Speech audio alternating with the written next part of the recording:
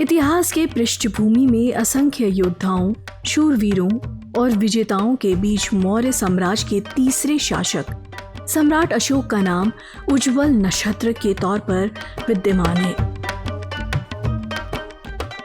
सम्राट अशोक भारतीय इतिहास का एक ऐसा चरित्र है जिसकी तुलना विश्व में किसी से नहीं की जा सकती। जब भी विश्व के शक्तिशाली और महान राजाओं की बात की जाती है तो मौर्य सम्राट के तृतीय राजा सम्राट अशोक का नाम पहले आता है। सम्राट अशोक प्रेम, सहिष्णुता, सत्य, अहिंसा एवं शाकाहारी जीवन प्रणाली के सच्चे समर्थक थे।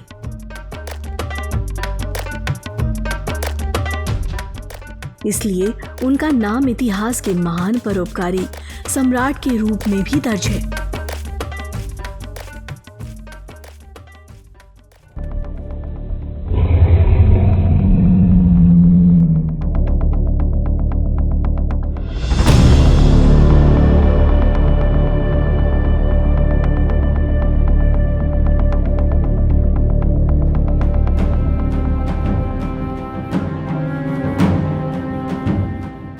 मौर्य राजवंश प्राचीन भारत का एक शक्तिशाली राजवंश था जिसने भारत पर 137 साल राज्य किया। मौर्य राजवंश की स्थापना का श्रेय चंद्रगुप्त मौर्य और उनके मंत्री कौटिल्य को दिया जाता है।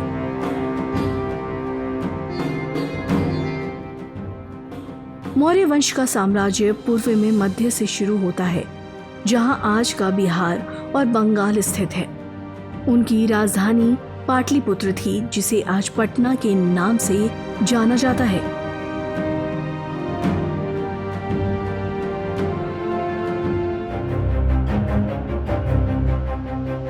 चक्रवर्ती सम्राट अशोक रानी धर्मा और बिंदुसार के पुत्र थे।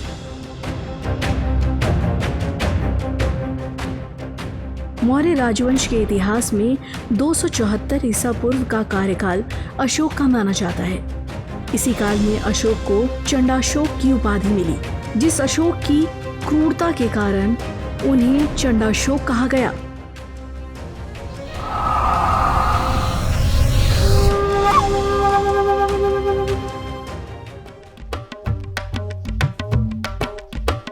इतिहास गवाह है कि उनकी दयालुता और प्रजापालता के कारण उन्हें देवनाम प्रिय के नाम से भी जाना गया। सम्राट अशोक का व्यक्तित्व काफी प्रभावशाली था। उन्होंने सिर्फ अपनी वाणी के आधार पर तक्षशिला का विद्रोह शांत कर दिया।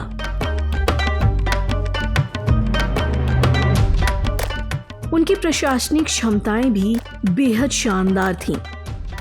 उन्होंने अपनी प्रतिभा के बल पर अपना स्थान बनाया था।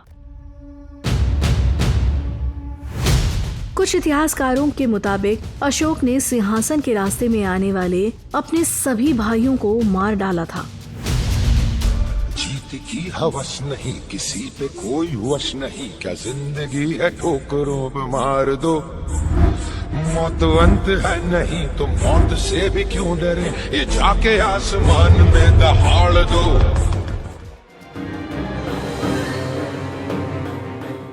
हालांकि इतिहासकारों के एक और वर्ग का मानना है कि अशोक ने सिर्फ 6 भाइयों की हत्या की थी। हालांकि इसका कोई पुख्ता प्रमाण नहीं मिला है।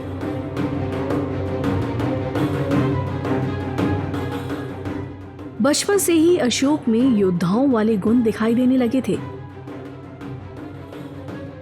तभी महाराज बिंदुसार ने उन्हें शाही योद्धाओं से प्रशिक्षण दिलवाया। अशोक प्रशिक्षण के दौरान इतना निपुण हो गए थे कि एक बार केवल लकड़ी के डंडे से शेर का शिकार कर दिया था। इसलिए उन्हें एक जिंदादिल शिकारी और साहसी योद्धा भी कहा जाता था। अशोक की काबिलियत को देखते हुए महाराज बिंदुसार ने उन्हें उस समय मौर्य साम्राज्य के अवंती में हो रहे दंगों को रोकने के लिए भेज दिया। उस समय तक्षशिला में यूनानी और भारतीय लोगों की जनसंख्या ज्यादा थी। सम्राट अशोक के बड़े भाई सुसीम उस समय तक्षशिला का प्रांतपाल था। सुसीम प्रशासनिक कार्यों में कुशल नहीं था, जिसकी वजह से वहां पर एक बहुत बड़ा विद्रोह खड़ा हो गया। जब राजा बिंदुसार को लगा कि विद्रोह को दबाना सुसीम के बस का रोग नहीं है, तो बिंदुसार ने अशोक को विद्रोह को दबाने के लिए तक्षशिला भेज दिया। इस समय तक सम्राट अशोक बहुत नाम कमा चुके थे। उनकी युद्ध कौशलता से करीब करीब सभी लोग परिचित थे और यही वजह रही कि तक्षशिला पहुंचने से पहले ही विद्रोहियों ने विद्रोह को खत्म कर दिया। सम्राट अशोक के बढ़ते प्रभाव से उसका बड़ा भाई सुसीम घबरा गया, क्योंकि उसे लगने लगा था कि सम्राट अशोक की प्रसिद्धि इसी तरह बढ़ती रही तो वह कभी मौर्य साम्राज्य का सम्राट नहीं बन पाएगा। राजा बिंदुसार की आयु धीरे धीरे बढ़ रही थी। मौर्य साम्राज्य की जनता चाहती थी कि सम्राट अशोक को सिंहासन मिले, लेकिन सम्राट अशोक की राह में सबसे बड़ा रोड़ा था उसका बड़ा भाई सुसीम। सुसीम से आम जनता परेशान थी, लेकिन अशोक की योग्यता इस बात को संकेत करती थी कि अशोक ही बेहतर उत्तराधिकारी था। और अंततः 4 साल के कड़े संघर्ष के बाद 259 बीसी में अशोक का औपचारिक रूप से राज्याभिषेक हुआ।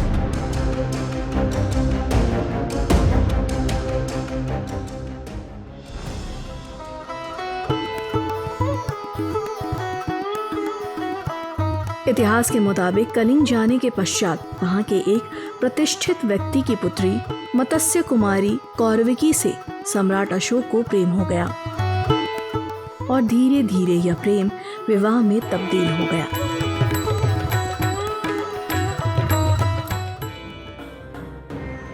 मौर्य साम्राज्य की स्थापना से पहले संपूर्ण भारतवर्ष में नंद साम्राज्य का अधिकार था और इसी नंद साम्राज्य के क्षेत्र में कलिंग भी आता था।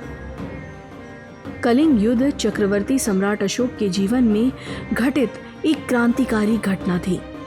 चक्रवर्ती सम्राट अशोक के राज्य अभिषेक के 8 वर्ष के पश्चात यह युद्ध हुआ। ऐसा कहा जाता है कि कलिंग युद्ध चक्रवर्ती सम्राट अशोक के जीवन का प्रथम और अंतिम युद्ध था। एक ऐसा भीषण युद्ध जिसे कल्पना करना भी मुश्किल है।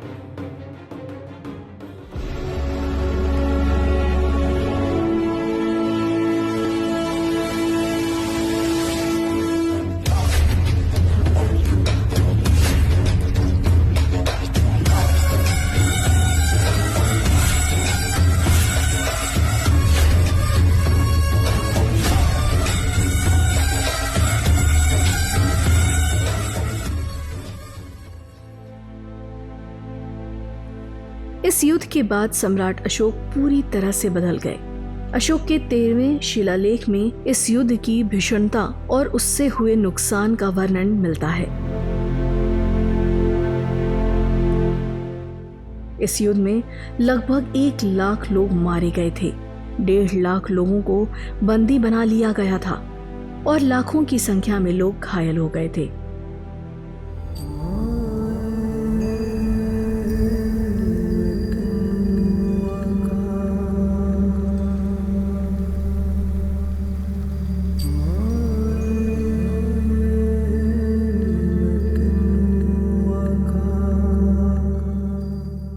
इस भीषण युद्ध ने चक्रवर्ती सम्राट को अंदर से झकझोर कर रख दिया था।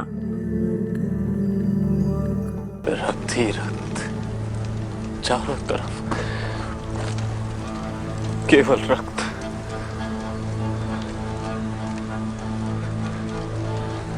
क्यों मेरी आंखों के सामने हर समय केवल मृत्यु का दृश्य नजर आता है? क्यों हर क्षण मुझे हर तरफ लोगों के चीखने चिल्लाने की आवाजें सुनाई देती हैं?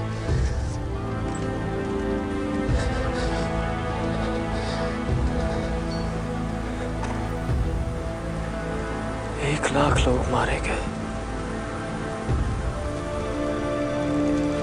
1,00,000। 1,00,000 बस।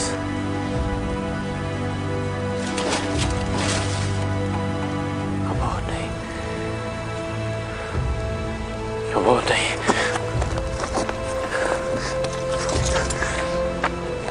क्यों?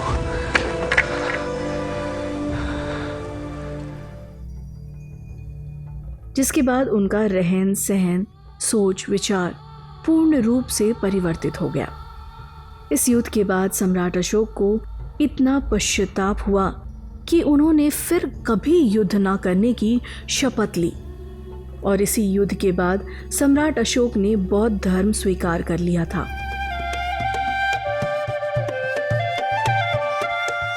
इतिहासकार बताते हैं कि यहीं से सम्राट अशोक के जीवन काल में आध्यात्मिक और धम्म विजय युग का आरंभ हो गया।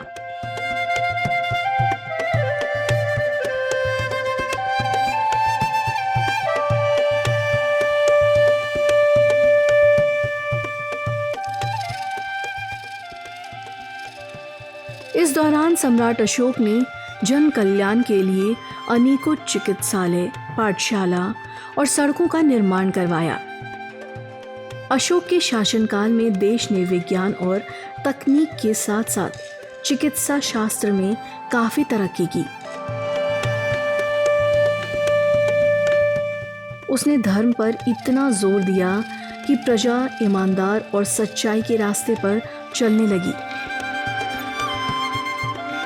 राज में चोरी और लूटपाट की घटना बिल्कुल ही बंद हो गई।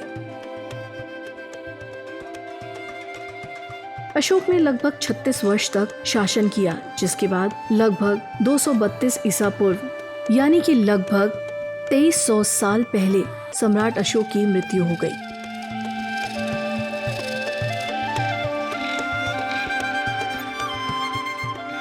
लेकिन उनकी विरासत की झलक आज भी आधुनिक भारत के प्रशासनिक प्रतीकों पर दिखाई देती है।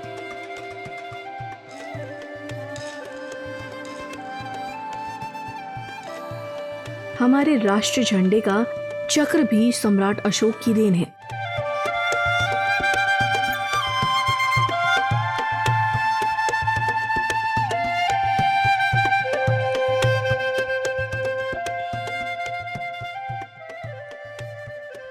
आधुनिक भारत सम्राट अशोक की देन को कभी भुला नहीं सकता।